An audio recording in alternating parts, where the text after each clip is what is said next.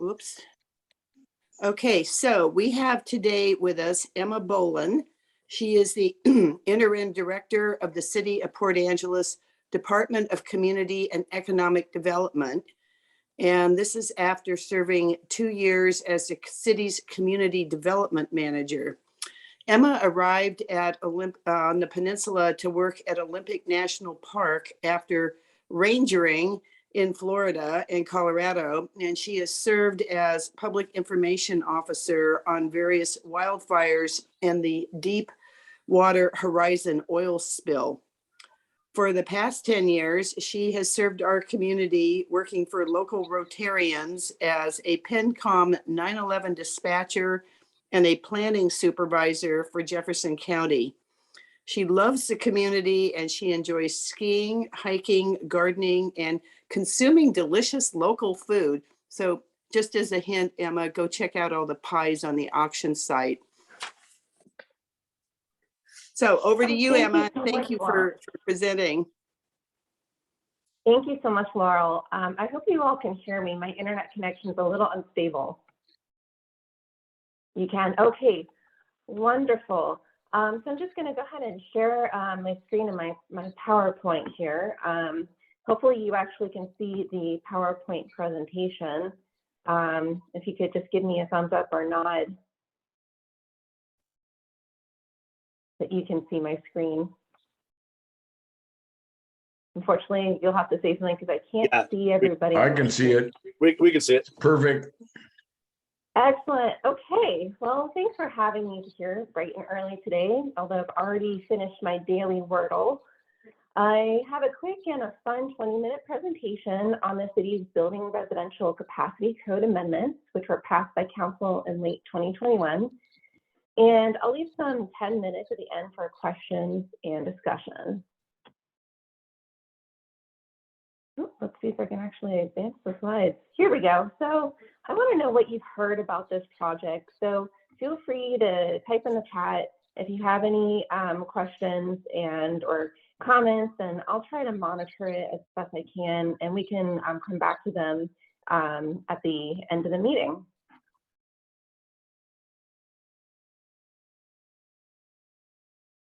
So why did we do this project? Well, the Port Angeles zoning code was established 50 years ago. It's not easy to use. And so we want to implement our vision for the next 50 years. We want to be able to understand what the minimum requirements are, have better organization, use some strategic flexibility for both the applicants and our administrators. Most importantly, reduce barriers to housing like lot size minimums, density limits, height limits, and housing type inflexibility. And lastly, there's a lack of basic design guidance in our code, so we wanted to update that as well. We received a grant to address some of these issues and implement a form-based code.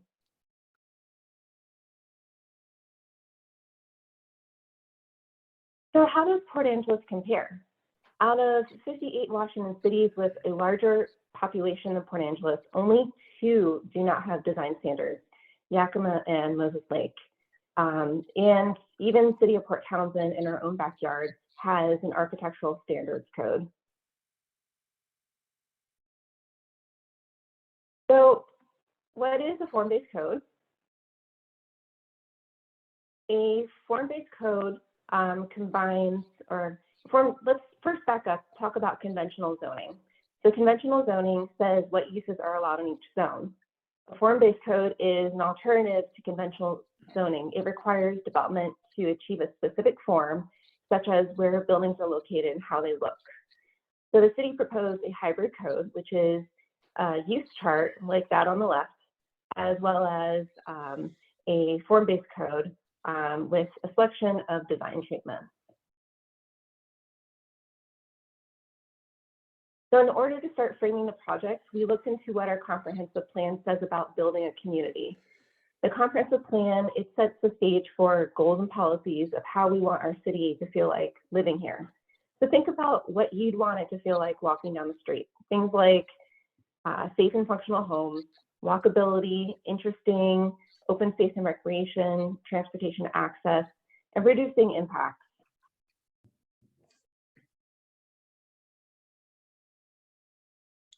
So we saw together information on what designs the community specifically wanted to see. We did 2 different types of surveys, a visual preference survey and a code concept survey. It was virtual, and we compared different imagery so people could say what they wanted to see, what they didn't want to see. It helped us drill down into details and decide what did and did not get into the draft. And some of you here have actually participated, so thank you for participating in that effort. We had a robust public engagement process. It included a ton of public meetings, public comment and response documents, as well as presentations.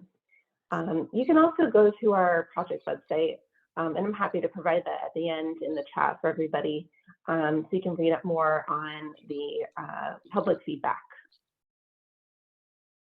What do we hear from all of our stakeholders?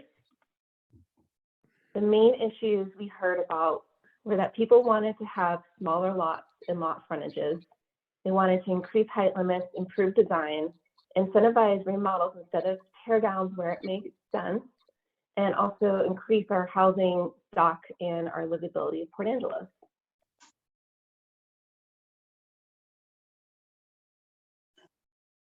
So this process requires that we balance the need for greater zoning flexibility with greater design control. So you can't have one without the other, or the balancing act fails. And so we proposed greater design emphasis to achieve some of the greater zoning flexibility. And there are existing barriers we heard about from our stakeholders relating to housing capacity, State Environmental Policy Act process, infrastructure, off-street parking requirements, short plat limitations for only 4 lots, commercial zone building heights not tall enough for density, an unpredictable permit process. And so the Growth Management Act and the State of Environmental Policy Act, they provide tools to access easier permitting for more housing and infill. So form-based code is one way we can eliminate those barriers and achieve the balancing required by these laws. But not only that, overcoming these barriers means we get a more walkable, vibrant, neighborhood-compatible commercial mixed-use development. We also unlock the ability to get more density, unpredictable permitting, and less administrivia. So the effect is infill housing, which is a much more efficient use of our land base. I've got a nice little aerial photograph there of the couplet, and you can see there's probably some possibilities for using that land much more efficiently. So let's see what we came up with.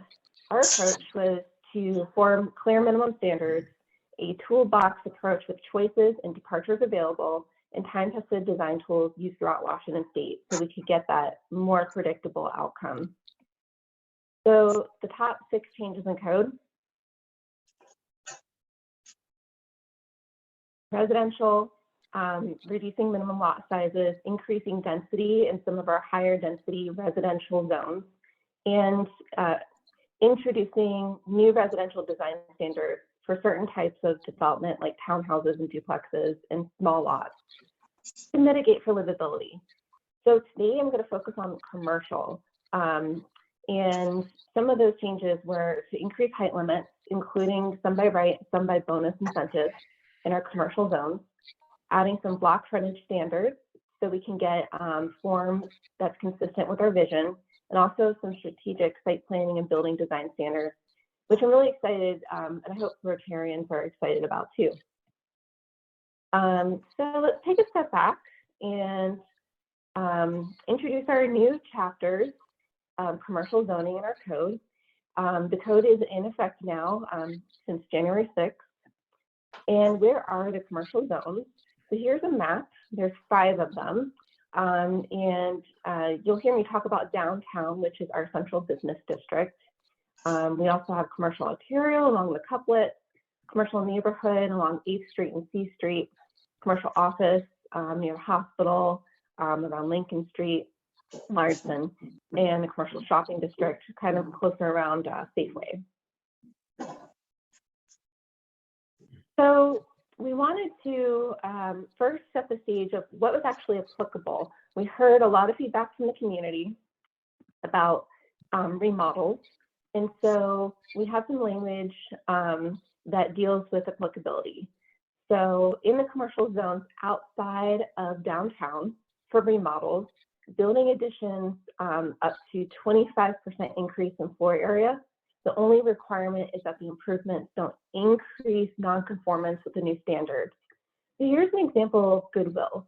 And so as it stands now, Goodwill, they stay the same. They don't add on floor area.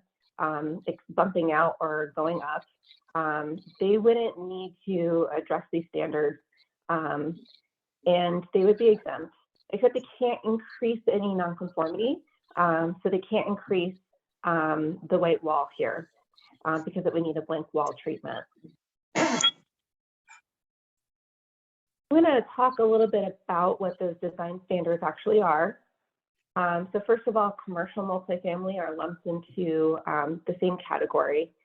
So the new design standards are trying to mitigate for size with multifamily. We're going to go higher. So we want to have block frontage standards, what it looks like from the street. We want to have some residential amenity areas, window design, also massing and articulation standards.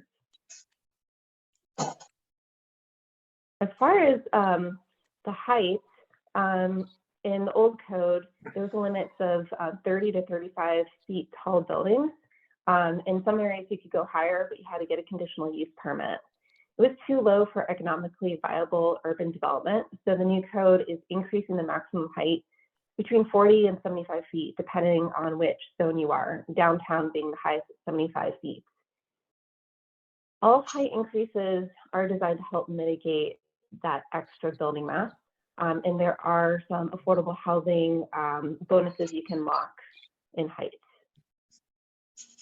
So I'm going to introduce our new block frontage standards. And just bear with me, it's a little slow clicking through these slides here.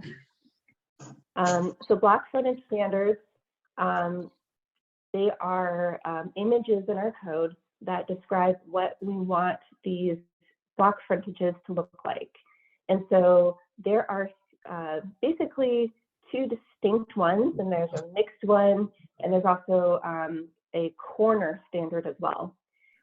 So the first is the storefront.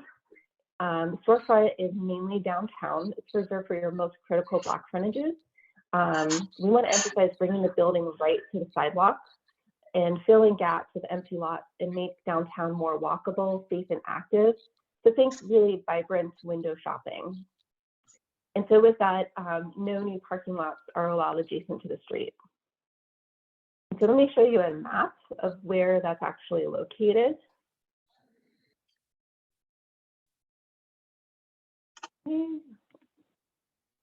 So as you can see, it's basically the core of downtown. And on the periphery, there is the purple, which is a mixed block frontage.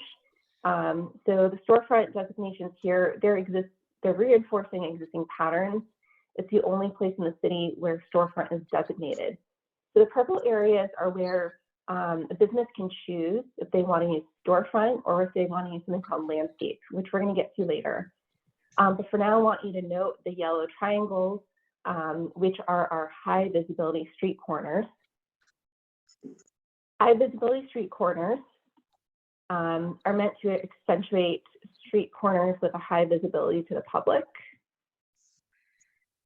And so buildings there, they must be located within 20 feet of the street corner.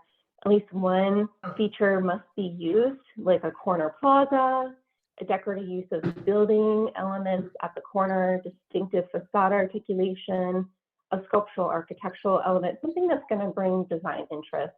Again, because corners tend to be very visible to the public. And so let's look at what landscape block frontages look like. So basically the building's not set right on the street and sidewalk. Instead, there's some landscaping that's set a little bit the building farther back. The parking lots are okay to be at the side or rear of the building, but they can't be in front of it. So local examples, plenty of examples with Olympic Medical Center, as well as Mount Angeles View. But we'll take a quick look here at where the mixed are allowed, as well as where we prescribe landscapes. So you can see the race street is where we would like landscapes from the Baker Dip to where the couplets start, and also some of the side streets around City Hall and the courthouse. Other than that, we're looking at a mixed or choice on C Street, Ace, the couplets, and Lincoln. I'm going to get into site planning standards.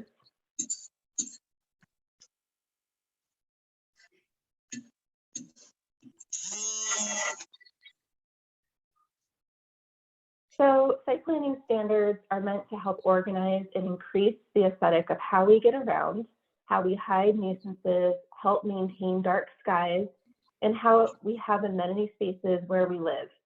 Also, parking is in a way a site planning standard.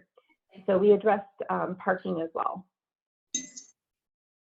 The residential amenity space standards, since we're encouraging more multifamily development and the zoning changes, we want to make sure that multifamily buildings are enjoyable to live and offer a variety of amenity spaces. Spaces like roof balconies, children's play areas, regular balconies. They're just examples of the many choices that are available to developers.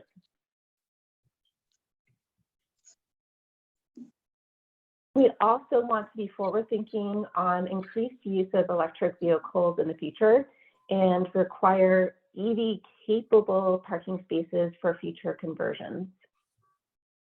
We also wanted to be future-thinking in terms of reducing the parking required. The reason for this is because as we get density, a lot of people, especially people in affordable housing, tend not to own cars. And we also want to have more efficient use of our land.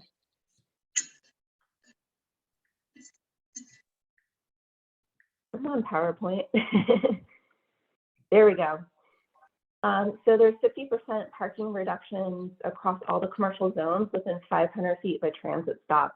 I'll show you a map of what that actually looks like. It's actually a pretty big change. And it's going to prove a little bit easier for a lot of our businesses and reduce some of the red tape in getting permits. We also have increased on-street parking credits allowed, and we've decreased the parking requirements for residential uses, again, because lower income people tend to own less vehicles. We want to lower the cost of building affordable housing. So here's a map of what the transit proximity bonus looks like. Come on. There's like a lag in my internet connection that doesn't let me advance the slides. Get there one day. Here we go. And so what staff had originally proposed was a parking reduction buffer that was actually a lot less. And our Planning Commission City Council wanted to be very bold. And so they were recommending a much, much larger buffer. So what we ended up getting was a 2,500 foot proximity to transit stops. So you can see that red dashed line is basically where the parking reductions apply, and it's most of the city. And so there's going to be some really drastic parking reductions moving forward.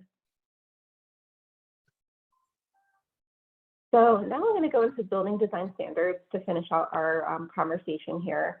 And so one of the things that we heard from our stakeholders is that we want to promote buildings with architectural character that reflect our regional aesthetic and emphasize high quality design. So architecture that is defined predominantly by corporate identity features, it's difficult to adapt to other uses and it's prohibited. We also have a section on building details that have to be implemented that are going to be attractive at a pedestrian scale. And those are applicable only to the central business district. Come on, advance the slides.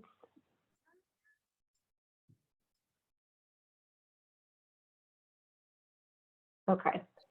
So here's an example of what some of those building details may be, such as transom windows, building weather protected entries, decorative doors are some examples of things that need to be applied in the central business district only. It applies to commercial as well as mixed-use buildings. Also, facade massing and articulation is a requirement for both commercial and residential buildings. We've exempted all buildings less than 60 feet long. So this is really to break up a really long building. So we require facade articulations every 40 to 50 feet. These are things like windows, columns, roof lines, differences in materials. And in residential buildings, they have to be articulated at an interval of 50 feet. And we want to make sure that this is going to be smaller identifiable pieces. Again, trying to plan for the human scale. We also have some exterior material standards to regulate the aesthetic of those materials as well as functional practicality. So we have some considerations for metal siding, concrete blocks, cement board, and synthetic stucco. We also have some regulations on blank wall treatment. So blank walls visible from a street, a public space, or a ground level residential amenity or internal walkway are prohibited. So we propose some methods to treat blank walls. They can be landscaping, display windows, green walls, murals, or building detailing. And Rotarians have a long history of having been involved in Port Angeles accomplishing blank wall treatments. So one of the other design enhancement opportunities in the city is our facade and sign improvement grant program. So the city provides up to a $10,000 matching grant. So this coupled with a new code, it has a lot of impact. So we're really excited to see more and unique businesses locating in Port Angeles, such as Rebel Heart Coffee. We're getting commercial franchises,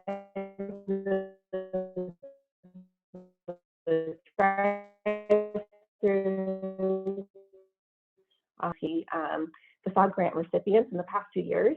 In the middle picture, you can see Van Dyke Flooring before, and so you can see their conceptual design, and they finished that, haven't started yet. And that will be to replace siding and do some updates to the color scheme there. So in closing, what's next? So we are envisioning a phase 2, which will further refine our zoning definitions, our process, our subdivision regulations to improve efficiency, expanding a multifamily tax exemption, as well as doing some work to our sign code. We also would like to do a site plan review process so we can make the review more efficient before somebody comes in for a building permit. And of course, as always, continue to promote housing. And most importantly, work on infrastructure capacity to receive the housing. We hope that that will help to unlock even more density and prosperity to our city. So in closing, it's important to thank you for having me here today and for the important work that Rotarians have done, such as the Boys and Girls Club. Council's made childcare a legislative priority this year.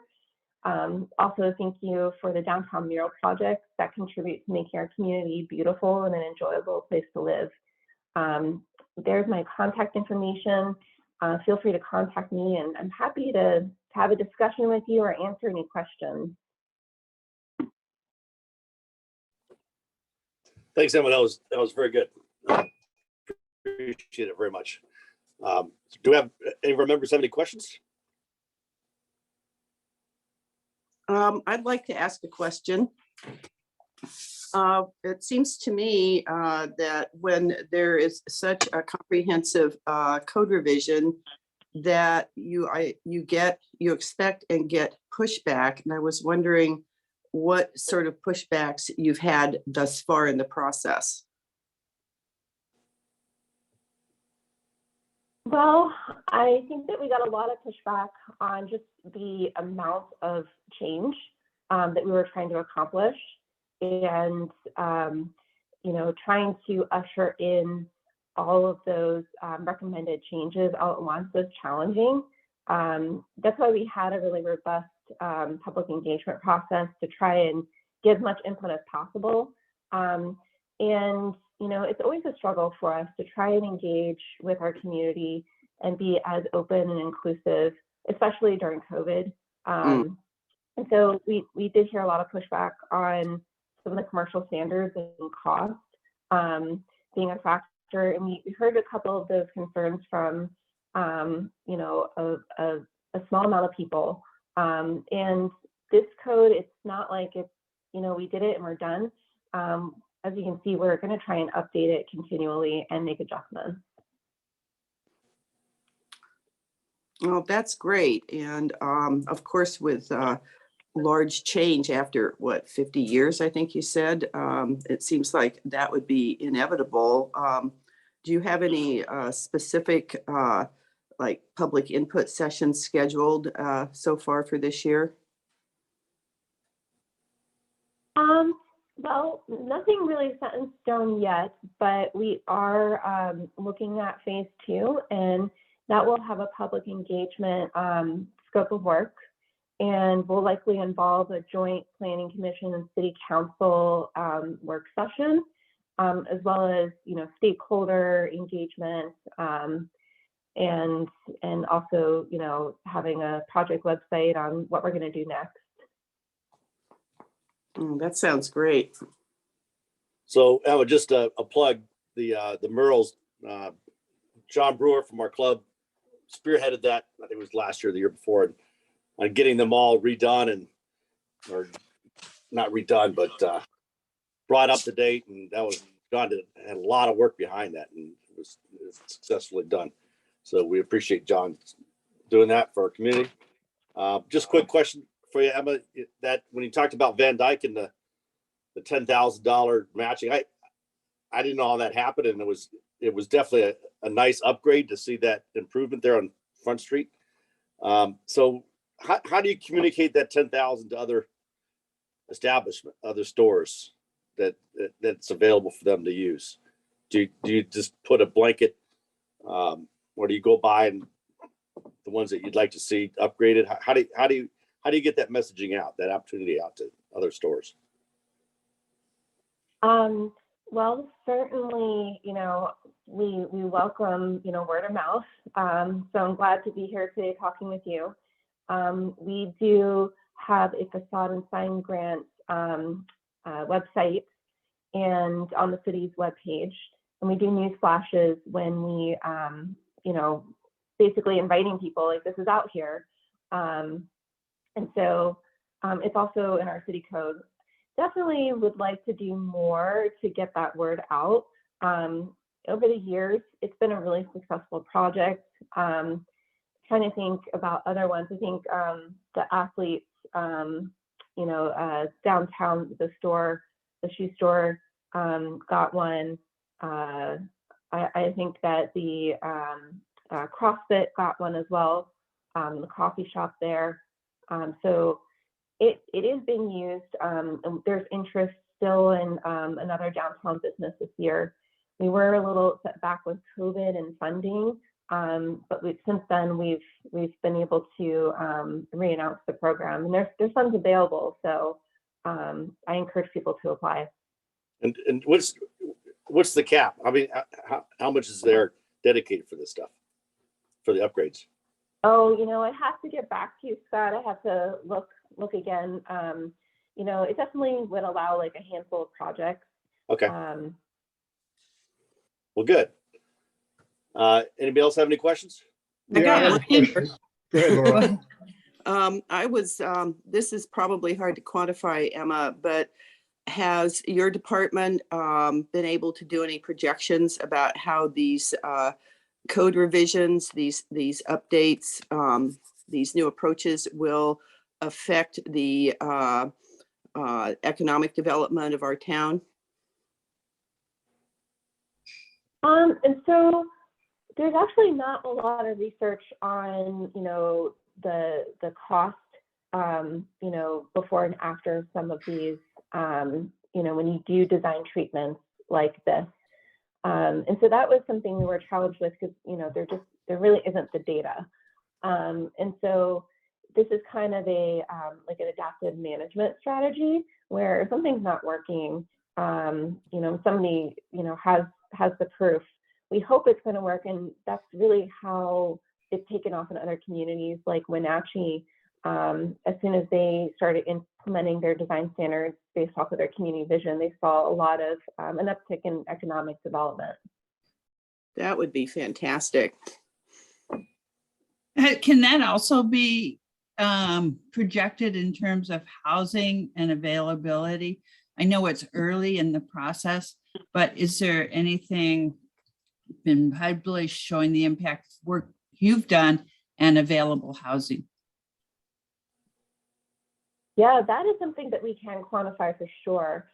We can do a comparison of the permits pulled for housing before and after this code change. So think of this as the groundwork. It's available, and every project needs to be reviewed on a case-by-case basis. And I know that one of the major barriers is urban services and infrastructure. So we've got the groundwork now, and the second thing is going to be doing that analysis to see where we have some gaps in our infrastructure and where we need to make capital improvements. Okay, I think Steve, you had a question too. Well, actually, Kathy did a good job on that, and I like Emma's response. I think the biggest barrier to development in the community has been the infrastructure problem. So if the city has recognized that concern, I think it's very important that they focus on finding ways to, especially with the addition of the costs associated with the design standards, because while it would be nice if they're free, they're not. How the city can support development by getting the infrastructure up to speed. Just as an example, on the Boys and Girls Club, we had a $5 million project, of which 10% of it, $500,000, was for stormwater improvements alone. So that becomes a real burden for a private developer. The Boys and Girls Club was able to work through it. But so I want the cities to recognize that it's great to have design standards, but I do appreciate that you're starting to look at costs, especially infrastructure related costs, and trying to help developers work through that process. There you go, Emma. Okay, any other questions? Well, Emma, thank you very much. That was a fantastic presentation, and we appreciate you giving it to us. And we're eager to hear. Well, thanks for having me. Yeah, so job well done. So, John Teichert's got a question.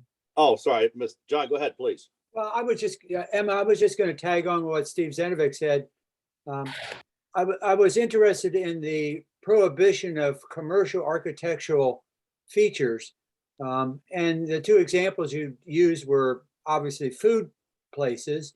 But what if Tiffany's or Nordstrom's wanted to come into town with their design standards using something that they've already developed? Because if you do some of the architectural work, exterior work, you're incurring cost for the developer, maybe above and beyond what was normal. And tied with that, do you have an architectural review board in the city that would give the thumbs up or thumbs down to those kind of external facade issues? Good questions. And so we're regulating just the architectural, corporate architectural styles. We're not regulating commercial signage. And so you could still, if you were Nordstrom's or Tiffany's, come in and get your brand, your branding. But a lot of communities across the country prohibit corporate architecture. And for that reason, a lot of companies, they have, in fact, most of their go-to designs do not use corporate architecture because, it's prohibited in so many places. And to answer your second question about, remind me again, the second question was about? Architectural review board. Oh, yes, architectural review board. So a lot of communities do have architectural review boards. I'm not going to say that, you know, it's something that wouldn't happen in Port Angeles, but it would be something we'd have to evaluate very carefully, because there can be quite a bit of, I'll just use the word drama. It could be a lot of drama that, you know, an architectural review board may bring, having just, of course, another board, and also ensuring that that board was adequately trained. That's the reason why we went from a planning commission style development review to a hearing examiner, because we want to have that quasi-judicial attorney who knows state law to look and arbitrate those cases. And so in most cases, you want to have that professional allowance. And that's why we have a lot of departures in our code, so that people can basically choose from the toolbox of what they would like to use. I'm a little concerned about a lawyer making architectural decisions, but that's okay. Well, let me clarify that the lawyer doesn't do that. The lawyer arbitrates on land use decisions. Well, it is a concern, I think, of trying to set standards that professionals, if they set like civil engineering standards for Steve Zenovic or architectural standards like Bill Lindbergh, I think we need to make sure that we use professionals to make some of those decisions. Well, Okay. it's certainly something that we can consider in the future. So thank you. Yeah, thanks, John. Okay, so Dominic, thanks again for joining us. Great presentation. Reminder, we have our auction on live. It ends tomorrow night at 8 p.m. So you may want to get on there and take a look at what our members have offered up. Board meeting this coming Wednesday. A week from today, I think we have our students started there. So it'd be good to hear from them. That's always enjoyable. So thank you very much for everybody joining. Norm, did you want to have a committee meeting today, or just to wrap things up, or for us to stay on? Or No need to stay on now.